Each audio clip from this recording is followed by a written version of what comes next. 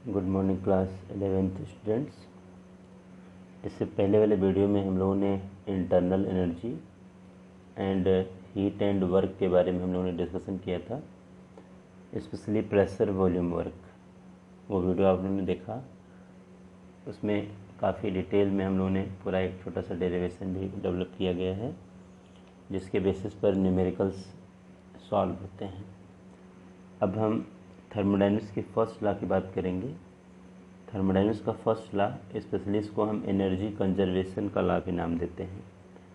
जैसे आप लोगों ने केमिकल कॉम्बिनेशन के लॉ पढ़े हैं, जिसमें फर्स्ट लॉ है लॉ ऑफ मास एक्शन, जिसको मास कंजर्वेशन का नाम हम लोग देते हैं। वैसे ही थर्मोडायनेमिक्स में 3 लॉ हैं, first law, second law and third law. इसमें से फर्स्ट लॉ एनर्जी कंजर्वेशन का स्पेशली लॉ है। तो ये सिंपली है क्या, इसकी अगर स्टेटमेंट को हम लोग देखें तो जैसा कि आपके सामने दिख रहा है, it states that energy can neither be created nor destroyed, although it can be converted from one form into another.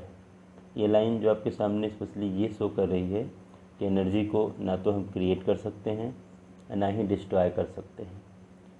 इतना ज़रूर है कि हम एनर्जी को वन फॉर्म से अनदर फॉर्म में कन्वर्ट कर सकते हैं। काफ़ी जनरल एग्जांपल आप लोगों के आसपास चारों तरफ हैं। जैसे घर में इलेक्ट्रिक करंट यूज़ होती है, उसका यूज़ देखा जाए हम लोग अलग अलग मैकेनिकल वर्क करने में या दूसरे टाइप के वर्क करने में हम लोग करते हैं। या इसी तरह से तमाम केमिकल एनर्जी है जो सेल के अंदर होती है, उससे इलेक्ट्रिकल एनर्जी बनती है, सेल जिससे हमें करंट मिलती है।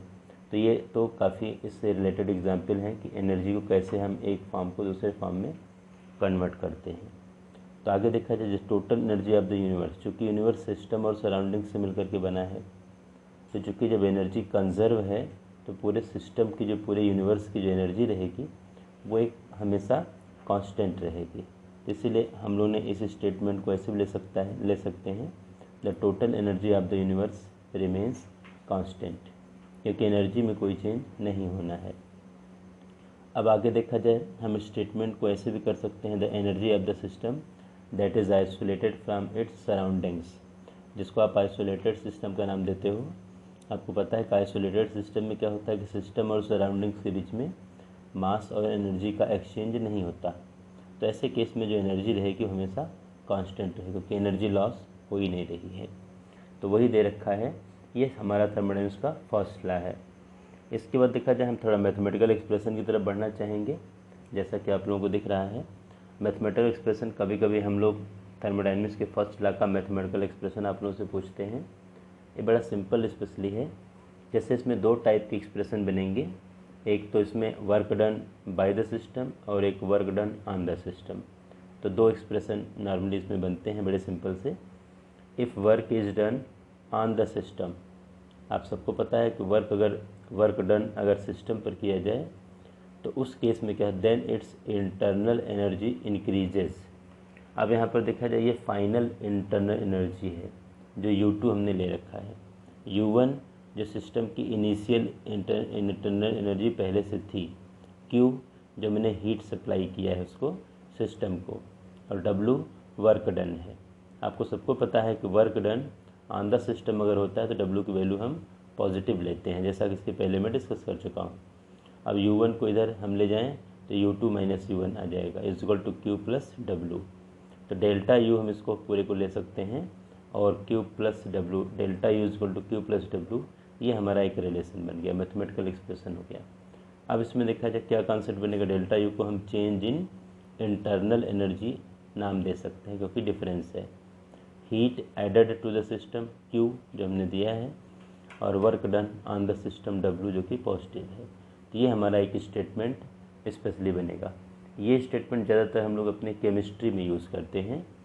थर्मोडायनेमिक्स फिजिक्स का भी पार्ट है, वहाँ पर देखा जाए, if a system does work on the surroundings, अगर सपोज़ कर लीजिए कि सिस्टम के थ्रू वर्क हो रहा है, मतलब work done on the surroundings या work done by the system, अगर ऐसा कुछ केस लेके चलें तो delta U is equal to Q।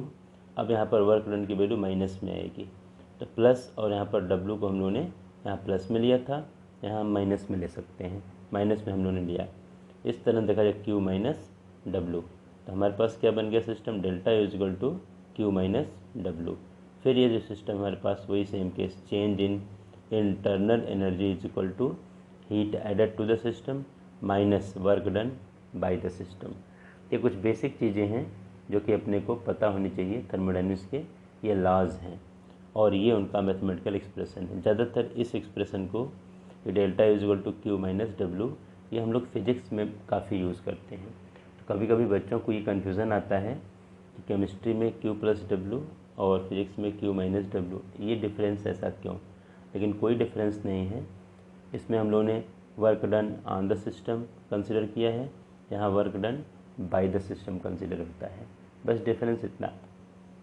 और बाकी कोई साइन का चेंज होगा, कन्वर्जन होगा, तो वो लोग अपने बेसिस पर आप लोग अपने तरीके से इसको देखना, हैंडल करना। तो ये तो सिंपल सा हमारा थर्मोडायनेमिक्स का फर्स्ट लॉ है जो कि आपके सामने हम लोगों ने मेंशन किया। कभी कभी इस पर भी क्वेश्चंस हम लोग बनाते हैं। अगला देखा जाए हम लोग कॉन्सेप्ट स्पेशली लेना चाहेंगे, एंथैल्पी एंड एंथैल्पी चेंज। काफ़ी पॉपुलर अपने केमिस्ट्री के लिए पार्ट है, specially enthalpy and enthalpy change. ये है क्या, थोड़ा सा हम लोग इसकी बात करें, बहुत कॉमन है ये अपने लिए।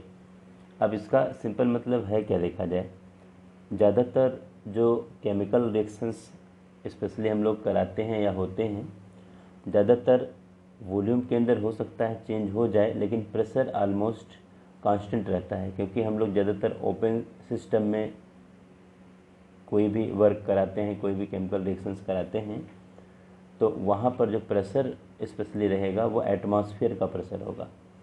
तो इसलिए हमें एक नया थर्मोडायनेमिक टर्म एंथैल्पी का यूज़ हम लोग स्पेशली यहाँ पर करना है।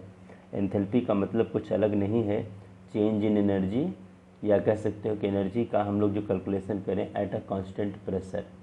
वॉल्यूम से कोई लेना देना नहीं है, वॉल्यूम इंक्रीज़ या डिक्रीज़ हो सकता है, लेकिन प्रेशर स्पेशली एटमॉस्फेरिक प्रेशर जो कि एक कांस्टेंट रिजल्ट कांस्टेंट है अप्रॉक्स, जो कि हम लोगों को हमेशा यानी अवेलेबल है, उसके बेसिस पर हम लोग इसकी बात कर रहे हैं।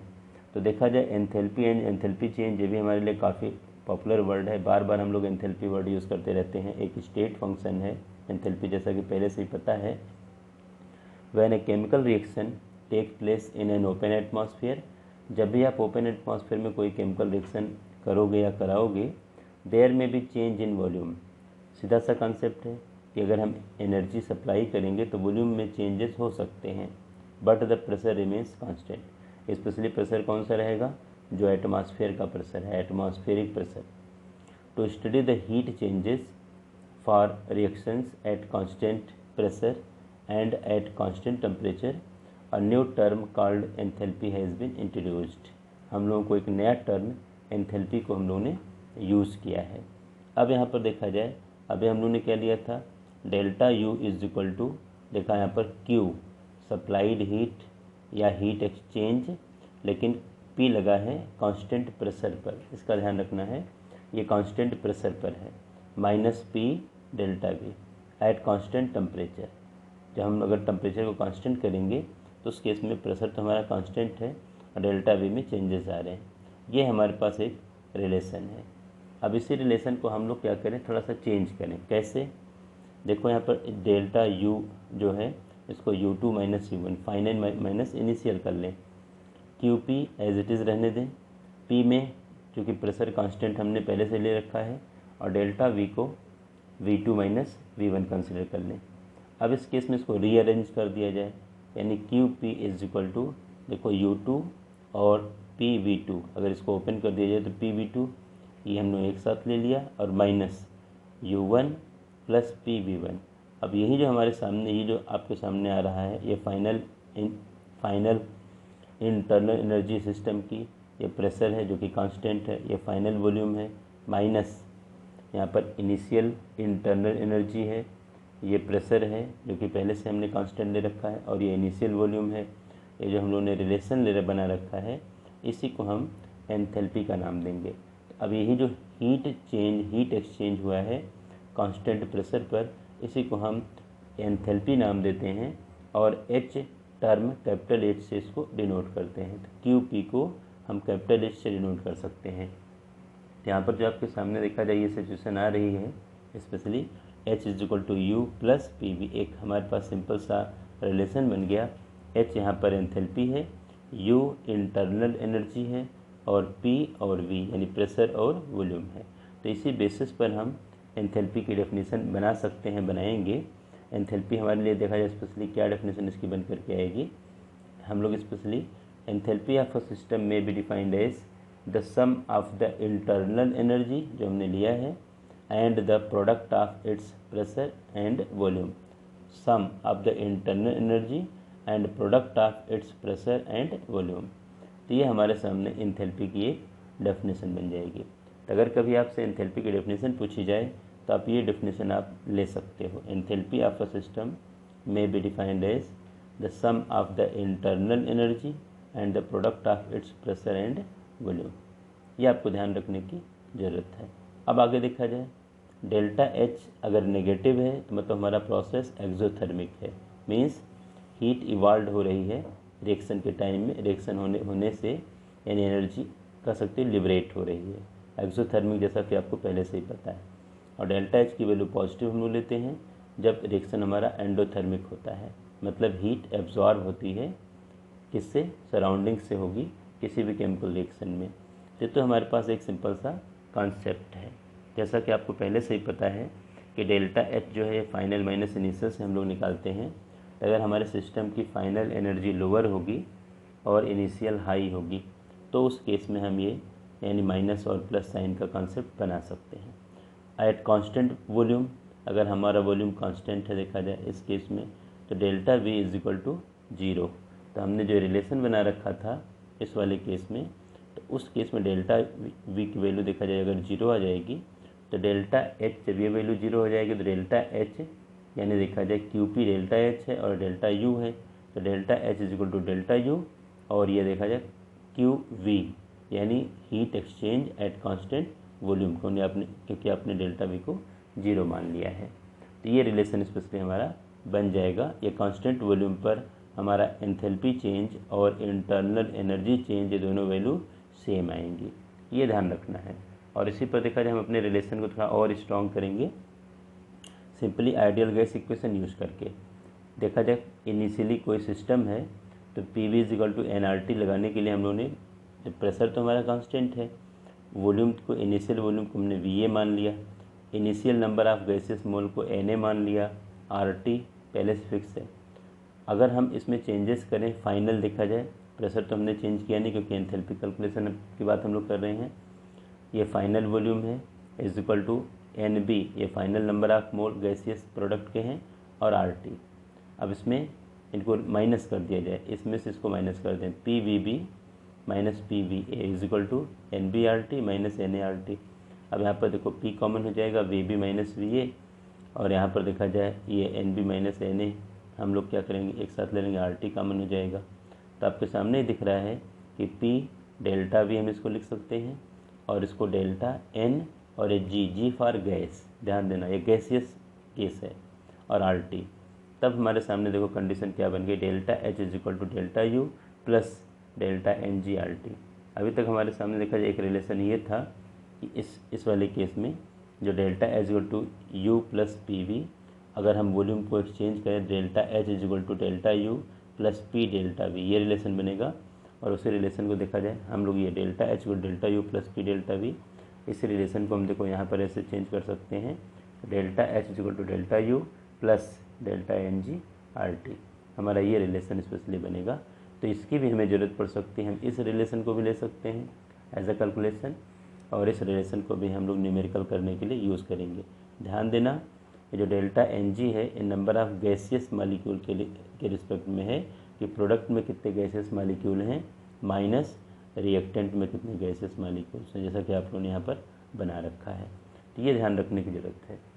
इसके आगे छोटे छोटे कॉन्सेप्ट और हैं जो इनकी बात कर लेते हैं। हीट कैपेसिटी, बड़ा सिंपल सा केस है। Heat capacity is defined as the amount of heat required to raise the temperature of the system by 1 degree. कोई भी सिस्टम हो उसका मास कुछ भी हो, 1 डिग्री टेम्परेचर इंक्रीज़ करने में कह सकते हैं जो हमारी हीट की यानी हीट की रिक्वायरमेंट होगी वही उस सिस्टम के लिए हीट कैपेसिटी हो जाएगी। तो heat capacity is equal to heat absorbed upon rise in temperature. Heat capacity को हम लोग कैपिटल सी से डिनोट करते हैं और क्यू हीट एब्जॉर्ब, कितनी हीट एब्जॉर्ब हुई है, और राइज इन टेम्परेचर, कितने टेम्परेचर में चेंजेस आए हैं। तभी तो पर डिग्री सेल्सियस या पर केल्विन हम लोग ये रिलेशन बना लेंगे। हीट कैपेसिटी सबको पता है एक एक्सटेंसिव प्रॉपर्टी है। ये अब चूँकि ये देखा जाए सिस्टम का, अगर सिस्टम का अमाउंट ज़्यादा है तो हीट कैपेसिटी की वैल्यू ज़्यादा आएगी, और सिस्टम में अगर अमाउंट कम है किसी प्रोडक्ट की तो उस केस में हीट कैपेसिटी की वैल्यू लोअर आएगी। क्योंकि हम लोगों ने क्या लिया है यहाँ पर, हम लोगों ने अमाउंट को तो कुछ बोला ही नहीं है, कुछ कहा ही नहीं है, केवल हम लोगों ने स्पेशली 1 डिग्री टेम्परेचर को बेस माना है। तो heat capacity is defined as the amount of heat required to raise the temperature of system by 1 degree. ये ध्यान में रखने की ज़रूरत है अपने को। अब इसके आगे देखा जाए, इसी से रिलेटेड एक और अपना कॉन्सेप्ट है, थोड़ा सा आप लोग इसको ध्यान से देखिएगा। अगर हम लोग हीट कैपेसिटी कांस्टेंट वॉल्यूम पर डिटरमाइन करते हैं तो उसको हम लोग सी वी, ऐसे सी कैपिटल और वी छोटा सा हम लोग स्मॉल बनाते हैं, सी वी नाम देते हैं। और अगर हीट कैपेसिटी हम लोग डिटरमाइन करते हैं कांस्टेंट प्रेशर पर तो उसको सी पी का नाम देते हैं। अब आप इसको ध्यान रखिएगा। इसी से रिलेटेड एक और हमारे पास केस है, स्पेसिफिक हीट कैपेसिटी। इसका सिंपल मतलब क्या है, या स्पेसिफिक हीट जिसको हम नाम देते हैं। अब यहाँ पर हम सब्सटेंस के अमाउंट को फिक्स करेंगे 1 ग्राम। तो heat required to raise the temperature of 1 gram of a substance by 1 degree, 1 kelvin और 1 degree Celsius is called specific heat capacity और सिंपली स्पेसिफिक हीट, इसको हम लोग नाम देते हैं। अब जैसे हीट कैपेसिटी क्या है, एक्सटेंसिव है, लेकिन जो स्पेसिफिक हीट है ये इंटेंसिव है, क्योंकि आपने अमाउंट को फिक्स कर लिया है, यूनिट मान लिया है। तो specific heat is equal to heat absorb upon rise in temperature multiplied by mass of sample in gram. अभी आपके सामने इससे बेसिस पर यूनिट बना लीजिए। हीट के लिए हम लोग जूल ले लेंगे, राइज इन टेम्परेचर के लिए हम लोग केल्विन इन्वर्स ले लेंगे क्योंकि नीचे से ऊपर ले जाएंगे, और मास के लिए हम ग्राम ले लेंगे तो ग्राम इन्वर्स। ये हमारी स्पेसिफिक हीट की यूनिट बन जाएगी। यहीं पर एक छोटा सा रिलेशन हमारा है, relation between C P and C V, बड़े काम का पॉइंट है। कभी कभी ये रिलेशन पूरे 2 नंबर में आता है, आप लोग थोड़ा इसको ध्यान से देखना कैसे हम लोग इसको रिलेट करेंगे। इसमें देखो सिंपली क्यू वी, ये क्या है, हीट कह सकते हैं जो हम लोग मेज़र कर रहे हैं या हीट की बात कर रहे हैं कांस्टेंट वॉल्यूम पर। तो यहाँ पर देखा जाए अगर हम हीट को कांस्टेंट वॉल्यूम पर ले रहे हैं तो यहाँ पर देखा जाए हीट कैपेसिटी कांस्टेंट वॉल्यूम पर सी वी ले लिया इंटू डेल्टा टी।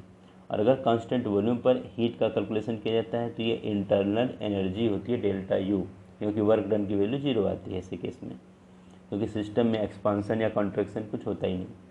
ऐसे Q P heat exchange, heat change, absorb, release कुछ भी कांस्टेंट प्रेशर पर, तो पता है कि सी पी डेल्टा टी बन जाएगा। सी पी यानी हीट कैपेसिटी है कांस्टेंट प्रेशर पर, डेल्टा टी जैसा कि मैं ऊपर पे आप लोगों को बता चुका हूँ, और ये डेल्टा एच के इक्वल आ जाएगा।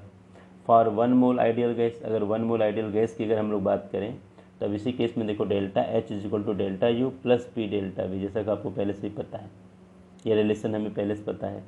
अब delta H is equal to delta U plus, अब यहाँ पर देखा जाए डेल्टा आर टी, जैसे P V is equal to R T, यहाँ पर देखा जाए इसी तरह से P V is equal to R T, क्योंकि 1 मोल आपने एन नंबर ऑफ मोल को यानी एन की वैल्यू को 1 ले लिया है, तो P V is equal to N R T के बेसिस पे देखो डेल्टा आर टी मैंने ले लिया।